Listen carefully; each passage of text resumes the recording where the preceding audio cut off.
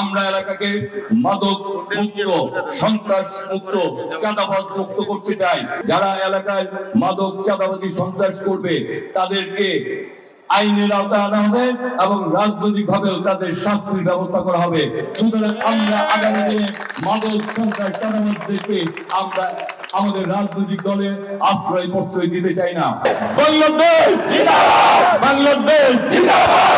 আগামীর বাংলাদেশ চাই আমরা, যেখানে কোনো প্রতিহিংসা থাকবে না, যেখানে রাজনৈতিক প্রতিহিংসা না করে আমরা এলাকার উন্নয়নে, ঢাকা নয়ের উন্নয়নে আমরা ঐক্যবদ্ধভাবে যাতে কাজ করতে পারি। আমাদের ঢাকা নয়, আমরা নির্যাতিত, নিপীড়িত, অবহেলিত একটি নাগরিক সুবিধা বঞ্চিত একটি এলাকার নাম হচ্ছে ঢাকা নয়। আমাদের অনেক সমস্যা রয়েছে, তাই এলাকার উন্নয়নে সবাই সাথে ঐক্যবদ্ধ হয়ে কাজ করতে চাই।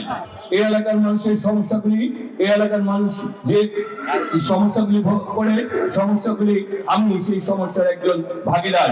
সুতরাং আগামী দিনে আমাদের সবাইকে নিয়ে এই এলাকায় আমাদের ঐক্যবদ্ধভাবে কাজ করতে হবে। আর বলতে চাই, আমরা আগামী দিনে ঢাকা নয়কে নিরাপদ রাখতে চাই।